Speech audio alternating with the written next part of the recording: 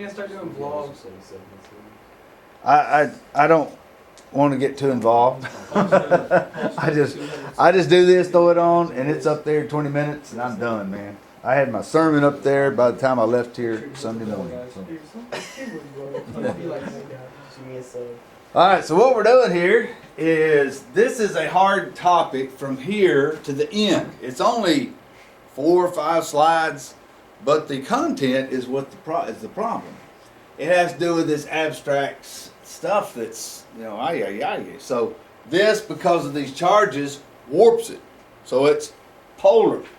All right, after this, we have something called dipole moment. What in the world is a dipole moment? Sounds like a Geritol flashback or something. I will give you the best I can, and we'll have some notes on it. There won't be a whole lot of like test stuff from it, but I want to get it in because you see it, down the road if you take an advanced course. So at least mention it. However, I have a paper that will work for homework on this part. Now you've already written it.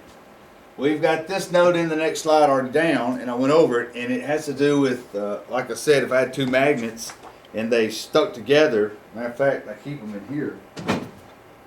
The reason they do what they do, along with grabbing everything around it, see if I take that, those are the same. So see, they're like a square. But when I take them apart and put it back, it pulls exactly. Now, do you know there are magnets that are high powered? You understand that. Now, we know the ones you turn on a switch, they lift cars. But I had a guy that brought some in, Bobby Weaver. I don't know where he got those things. And there were 2 of them, about the size of my hand. And you'd stick them together and they went just like this. And I said, goodness. And you could not, literally, pull them apart. You had to slide them and get them separate. Then he said, don't put your finger between them, or it'll literally squash your finger. Now that was just 2 handheld magnets. They're that powerful. They can make those things that way. Sure enough, you bam, they would go together. I don't know where he got those things. So there's a difference in these little dinky ones and those kind, and the one you flip a switch, it lifts a car. All right, so because of that, this is true. Out in the world, there is hydrogen and chlorine and other things that pull, but they pull separately. So it's a polar situation because of a north and south. How much? There are numbers that will tell us this. Now, I'm going through roughly something that's going to give you the answers to these problems. Because what they do is they ask on this, which I'm about to hand out, and then we're going to watch Mr. Harmon go over it, and he will answer B or one of them. He will actually say number 17B. And he's in a different book, but I looked at it and it's the same lesson or same problem.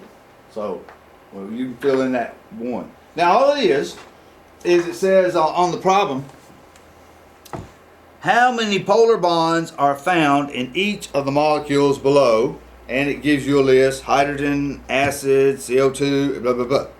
All you do is put 0, 1, 2, 3, 4 numbers. That's all you do. Right there in that blank.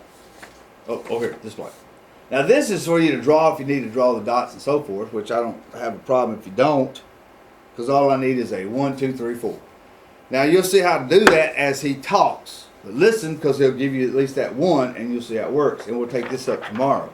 So the plan here at this point is to let him go through this polar covalent thing. Then we will get to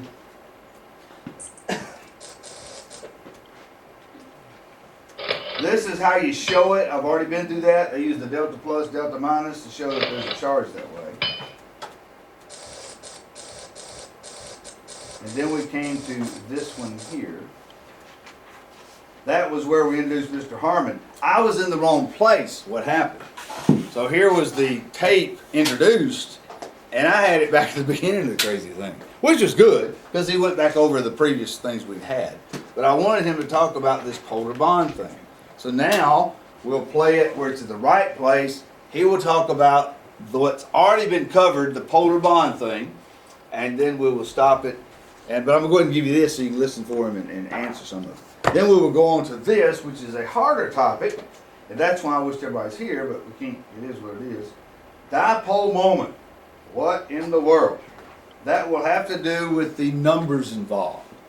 And we'll put down how they get these numbers. But he's going to show you on his presentation. Now, he won't cover my notes and yours. You know, I'll put it in differently, but he's going to tell you exactly what that's talking about. Because the measure of polarity, how hard the magnets pull. But we don't have magnets. We have nitrogen, oxygen, and those elements. So how hard they pull. And he will cover that. Let me give you these first. Then, listen carefully where he gives that one answer, and he might tell you how to do some of the others. Because it's not that hard, but you got to know, what you're talking about. And this is in the back of the book, back of the chapter. That's where the book notes that story. Book number 17. ABCD. Can you go back to that methods of showing partial charges? It's just like one thing. Where is it? That one? You look at it. It's at the top. Chapter 5, end of the chapter. Number 17. No, I didn't put a page number in here.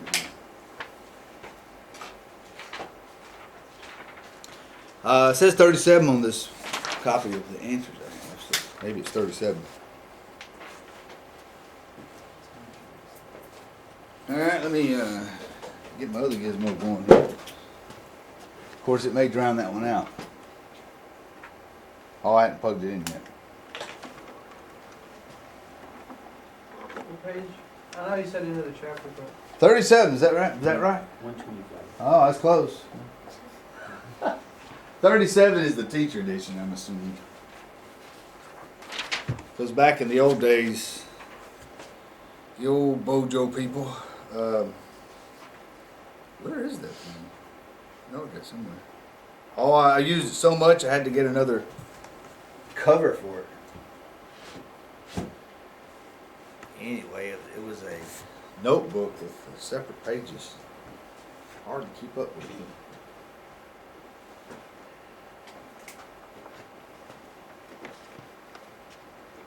Alright, let me see if I can get Mr. Harmon up here. I know you're dying to hear the next presentation. You are sitting on bated breath. You're still gonna sharpen my pencil real quick. Yeah, go ahead and take me a moment to get this thing to read it. Ah, video, progress. Now we gotta get some sound here. Let's see if I can do it this way.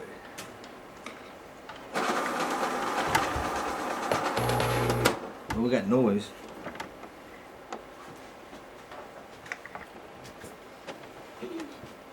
Alright. Control. Where did it wind up? Is it possible? Progress. Is it possible to have He a is 100% right on the topic we're on now. equally That's it. shared pair of electrons? Absolutely. We looked at those already.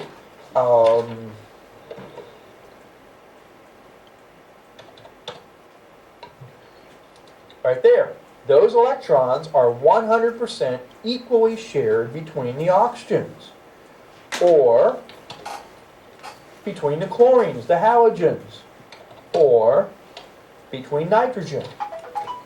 Now, is every covalent bond going to be 100% equally shared? No, but there are some that are equally shared. You can either say 50-50 or 100% equal. Do you understand what I'm saying? 100% equal means 50-50. You are all equal, 50-50. So 100% equal or 50-50. I will use both of those. So understand that. Chip, before I get started any further? You can only wonder what they say. Thank you, thank you, thank you.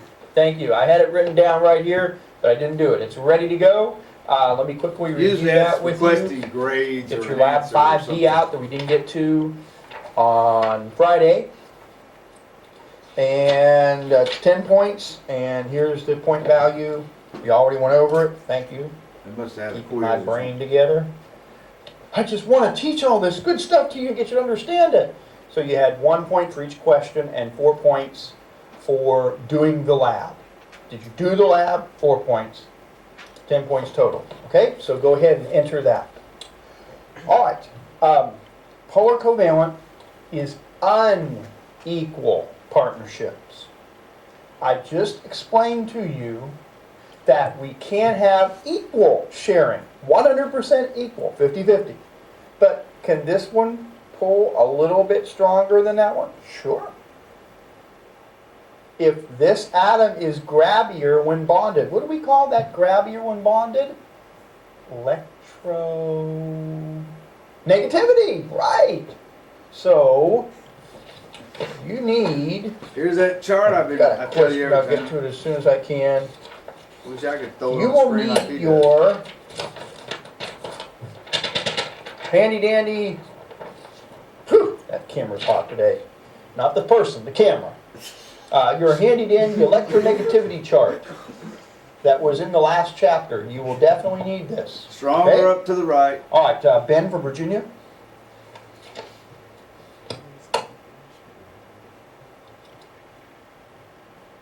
I forget what this was asking. It's like a radio It's show. like Paul Von Loman. Hey, Paul, I got a question. This people want to look at. He gets more questions than Mr. Seeley did, that's for sure. Yeah, well, is Okay. he chemistry or Mr. It does not Chemistry. matter where they go, which side. The only thing that matters is that you have the right number of electrons from that element, which you can tell by the group number. If it is a group 4A, carbon has to have 4 electrons around it that come from it. Really is a dot Okay. structure question. That's the key. It does not matter which side they're on. It did when we were drawing them individually, just sitting there. But when they go to bond, because they're hybridizing anyway, so they change their location. Okay, good question. Molly from Pennsylvania? Listen carefully here on the background, but it wasn't plugged in. Yes. Isaac from Oregon? All the way out in Oregon, ain't it? What time that was. Okay. All right. Bonding and electronegativity. When two atoms of the same element bond, they share electrons equally because they have the same electronegativity. You remember a few minutes ago, I showed you nitrogen and oxygen There's those and numbers. fluorine. I just zoomed in on the electronegativity handout. And we had N2 with a triple bond, O2 with a double bond, and fluorine with a single bond. And in each of those cases, they are pulling equally. That'd be a The zero. end to end. If it What's has the that on that electronegativity on both ends? N, not Or ends. none. Both of the nitrogen, 3.0, 3.0. Is there any difference in the pull? This one's pulling, whatever the numbers are, 3 pounds, 3 grams, 3 who knows, 3 who done it, it doesn't matter. This one's pulling with 3, this one's pulling with 3, they're equal. Now, oxygen, each oxygen is pulling a little bit harder. It's 3.5 on the pull scale, electroneg scale, but it's still equal, and fluorine is pulling the hardest. 4.0, 4.0, but it's still equal. You know, it doesn't matter if you put one person or 10 people on each side of the rope for tug of war. As long as they're equal pull, the rope doesn't move. So the point is equal sharing, exactly the same electronegativity. Samantha from Texas. Smashed. Try to get to you. If atoms have different electronegativities, it said timed out. Try one more time. Then they are going to be unequally shared. So a polar Okay, bond. so sometimes they're equally shared, sometimes they're... Okay, Samantha?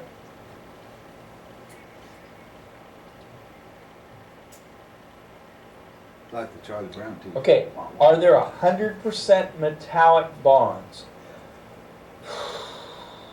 Haven't thought about that as a question exactly before. If you've got metals and only metals, they're only going to be sharing with metals, so I guess we would call it that. I'm not gonna have it as a question, but, Because we don't Yes, fool with I would metal say so. bonds. so you have 100% So you covalent, you have 100% ionic, sorry, metallic, but you don't have 100% ionic. We talked about that earlier. Okay, different electronegativities unequally shared.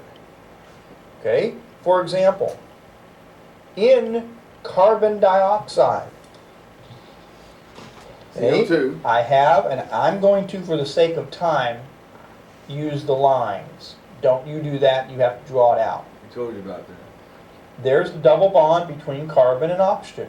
Now, what's carbon's electronegativity? 2.5. What's oxygen's electronegativity?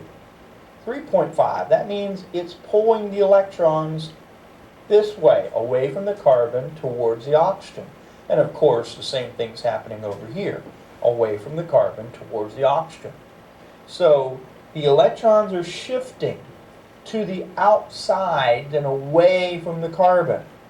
That makes the carbon a little bit, I'm just make a little small negative sign there, and the oxygen a little bit pop. Anybody paying attention? Because he wrote that, and I'm like, all right, you're messing up my mind. Something's not right. Then he catches it. See, the pull is towards the oxygen. The pull of what? The electrons. So what happened? All right, listen. You see what happened? They lose. Oops, did I do that right? I did it wrong. Backwards. Moving away from carbon, that makes it a little bit positive. Moving towards the oxygen, electrons are negative. They're just a little bit negative. Okay? So I'm making a tiny little negative and positive sign. Is it a complete positive and negative? No! And I don't mean nitrous oxide. Apologies, Ms. Brown. Okay.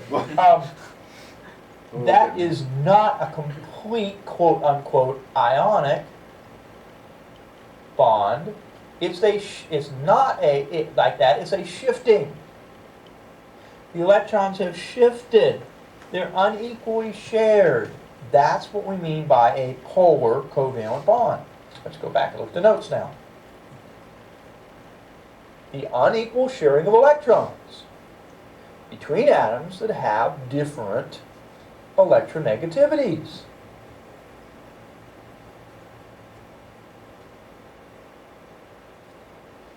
Now, in You got it. the background here, I don't know what all of these are because some of them don't make sense on that, but this one is a carbon and this is a hydrogen because they have single bonds. I'm not sure, I suppose that's supposed to be a halogen, maybe like fluorine. There, that's good F. Get rid of that mark on the bond. Okay, now, this is the carbon. We could go through, if you look up carbon and fluorine, put that up on your periodic table. Is there a difference between them? Yep. Fluorine is grabbier, so it's going to be a little bit negative here. This one's going to be a little bit negative. This is going to be a little bit negative, and this carbon's going to be a little bit positive. But look at hydrogen. It's 2.1. And carbon is 2.5. So that means that over here, on this side, carbon's pulling a little bit more. So the electrons are going to shift in. This is going to be a little bit negative, and this is going to be a little bit positive, positive, positive. So these electrons are being pulled in towards this carbon, because carbon's pulling harder than hydrogen. These electrons are going to be shifted out towards the fluorine, because it's pulling a little bit harder than carbon. Actually, quite a bit harder, 4.0 to 2.5. Okay, do you understand what I'm saying? The concept is that if you have the same electronegativity, you have the same pull, the electrons just sit in the middle. The stronger the pull, the more they move over that way. The stronger the pull, the more they move over that way. Okay?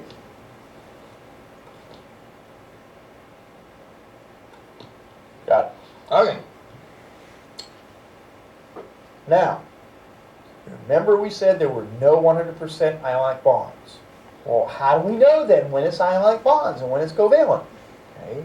We use the electronegativities. Okay? The difference in electronegativities.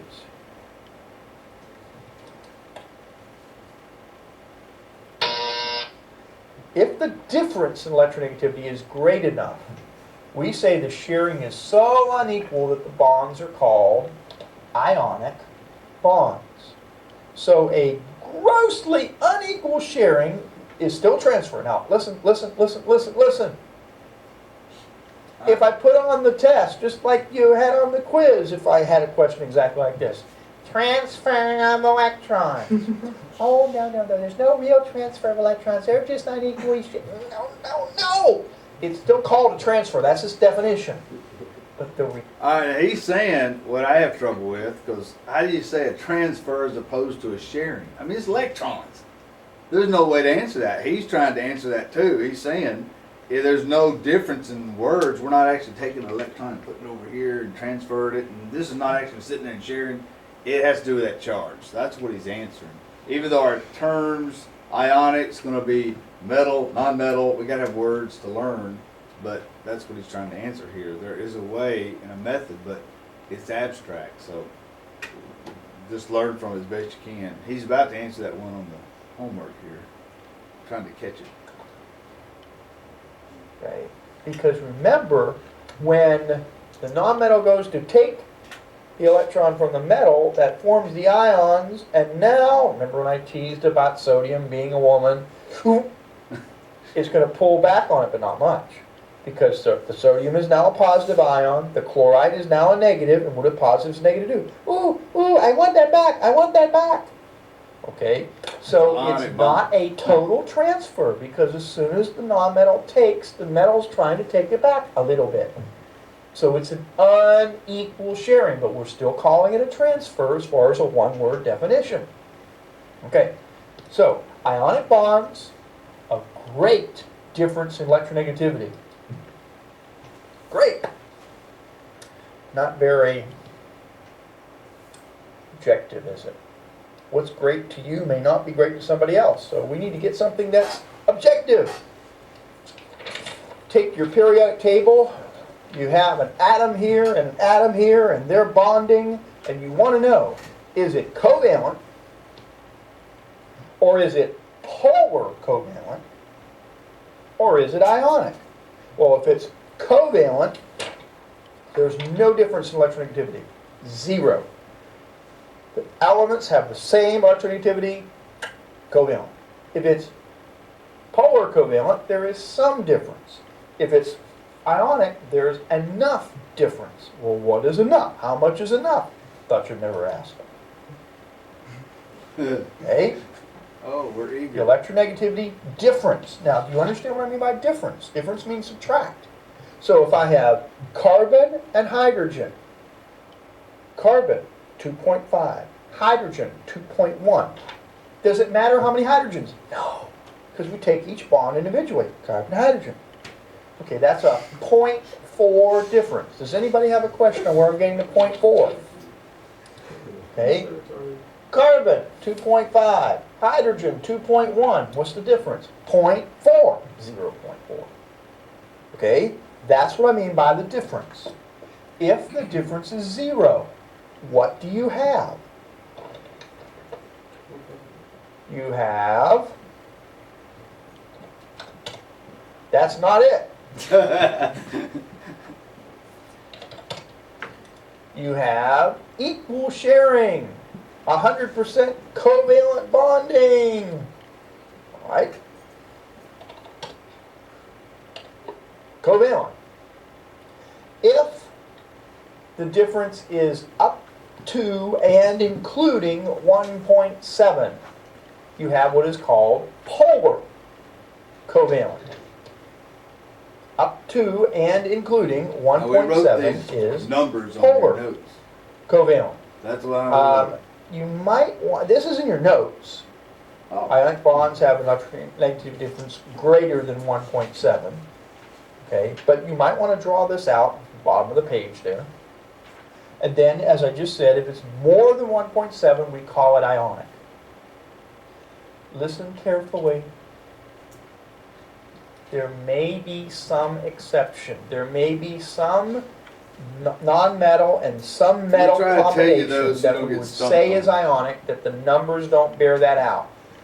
Just, I won't give you that on the test or quiz, okay? In other words, let's see if we can't find one. Look at iodine, it's 2.5. That's a non-metal, okay? There's tin, Tennessee. okay, that's 1.8, so that's a difference of 0.7, okay? But we have a metal, non-metal, we're gonna call it ionic regardless of that. Here's the question.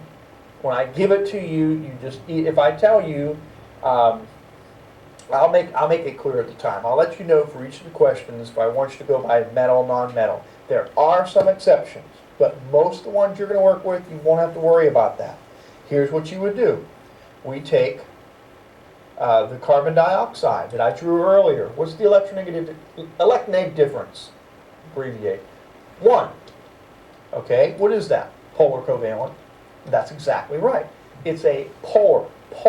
When I say polar covalent, it means polar. When I say polar covalent, I say polar, it's short for polar covalent. It's understood it's covalent, okay? So carbon-oxygen, difference of 1.0, polar. Okay? It has polar bonds. Now, on your homework that is due actually next Monday, This is it. number 7, He's going to give you, see. for you to do what I just did. As a matter of fact, it's 17C. All right, so look at 17C, and what is the question? What's 17's question? How many polar bonds, right? And what is C? Just Carbon the dioxide. CO2, what he's talking about? All right, he's fixing to answer that, and he's already told you because of the numbers. See, he's so eager, he's got his mouth open. Anyway, he's about to tell you what that is. I'll back it up if we miss it. How many polar bonds? Well, you had the carbon, double bond oxygen, carbon, double bond oxygen. If you write And it tells you on number 17 to consider a double or triple as one area where it's bonded, like the regions and the concentrations. Okay? So, carbon to oxygen. That's an area that's polar. Carbon to oxygen.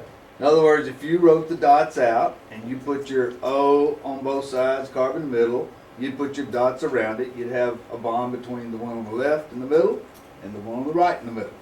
So that's what he's trying to describe without putting it on paper. He's flashing his hands and everything. So that's what he's talking about. Number 17C is 2. Those are There one are on each 2 side. places where there are polar bonds. How do you get that? Well, there's a difference in oxygen and carbon. Okay, the difference in electronegativity. If it's greater than 1.7, we call it ionic. If it's 0.1, we call it polar. Up to and including 1.7. Okay.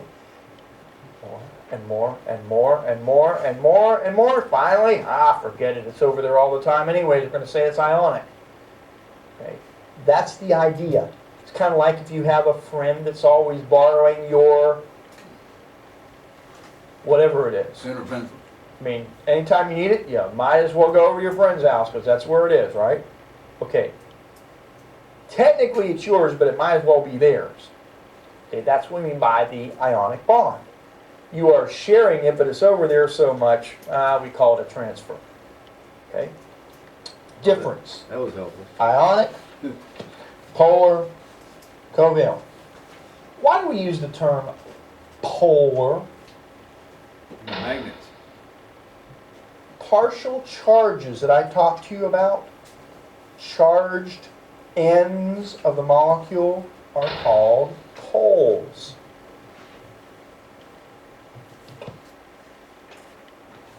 On your batteries, like your regular household batteries, you have the positive and the negative. Sometimes you call it end, sometimes you call it a terminal, or it could be a pole. Okay, and same thing with a car battery. It's sometimes called the positive pole and the negative pole.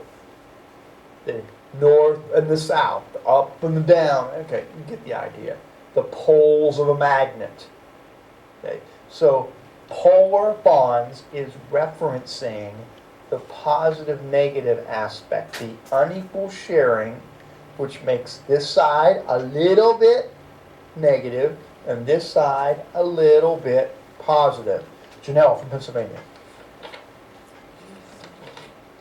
Now we're in Pennsylvania. Oregon to Pennsylvania. Okay? All right, so if it's a polar bond, it is unequally shared and it's just a little bit positive or negative. Now, there is a symbol, and I don't believe I put this on the test, but I may use it when I'm drawing things out. So I want you to know, be familiar with it. On page 155 at the top, That's a new. that is a lowercase delta, and that squiggle means partially positive. So when I was drawing my carbon dioxide,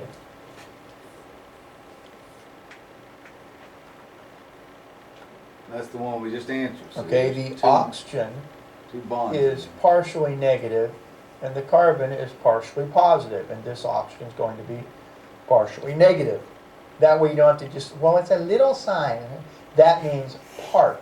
It's not ionic. At this point, we say it is ionic. So when you have NaCl, you draw the bracket like we did on the homework around the Cl, and it's a whole negative, and the sodium is a whole positive.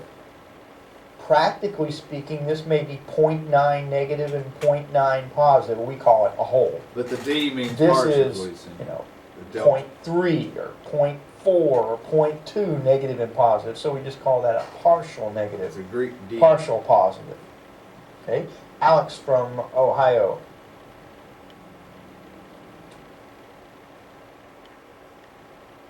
Makes you wonder what he said. Mhm.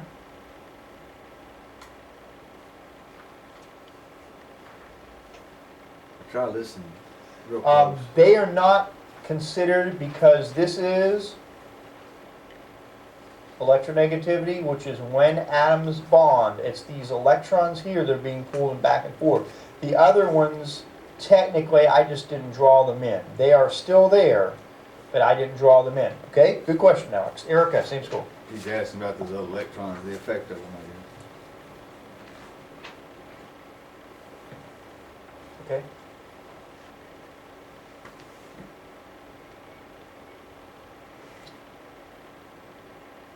And once he's done, we'll stop. We're not trying to go further with that dipole moment thing. Okay, there are two, okay, all right, there are two things going on here. The first is getting the difference, okay? You get the difference by, okay, I have element A and element B and they're bonding together. So you find A and B on the periodic table.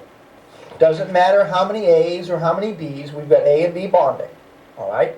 Find their electronegativities and subtract. That's how you get the difference. Now, where did the 0 and the 1.7 net come up with? People have made the determination. You don't have to worry about that. You have to get the difference from the periodic table. A and B, the difference is 1.0. You know, A is 2.8 and B is 3.8. I'm making this up. So the difference is 1.0. All right? That means it's right in here, it's a polar bond. Okay? So your job, whether you choose to accept it or not, it's always an impossible mission, is to find the difference in electronegativities between the elements. Then you use your handy-dandy electronegativity chart type thing here. And that tells you whether it's covalent, polar, or ionic. And right now, as we finish up, let's have you do hush. Bong bong. Let's have you do that. Iron and iodine. Find that on the periodic table. So, Go by the numbers on the periodic I think table. if you had Go by the numbers Iron, on the iodine. periodic table. Go by the numbers on the periodic table. Find the Fe and the I and tell me which one it would be. covalent, polar, ionic, metallic, or I can't tell.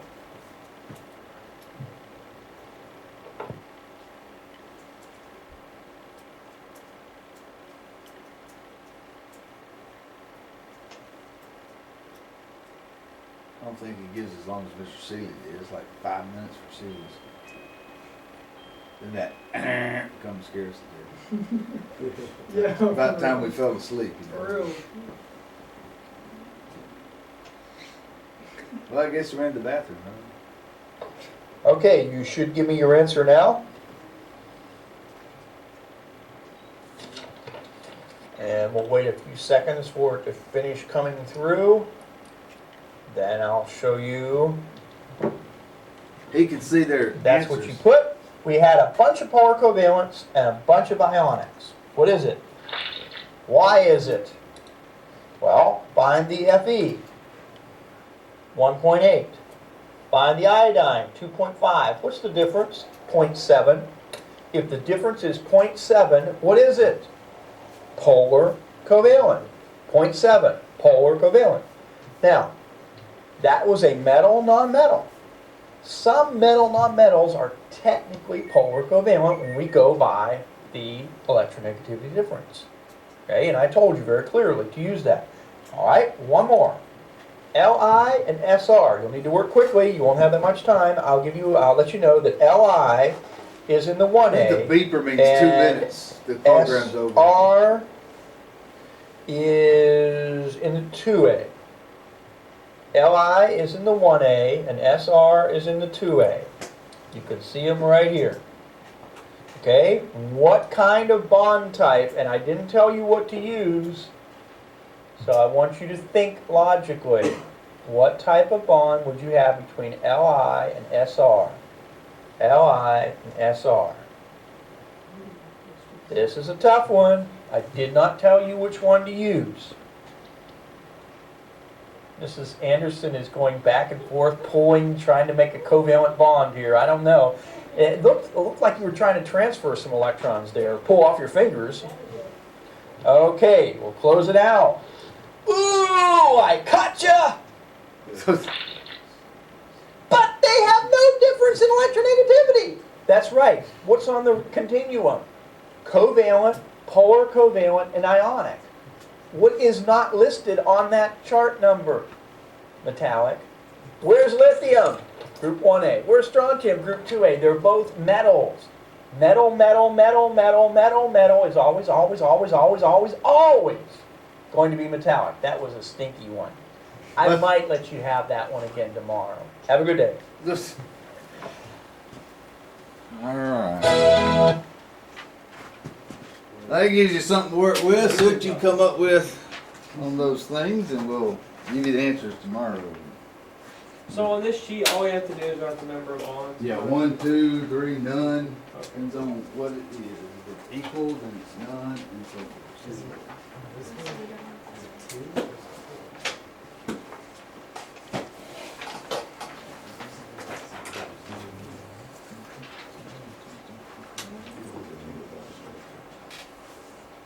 You missed this. You might got a bunch of these kind of things. You just said you don't have to do it.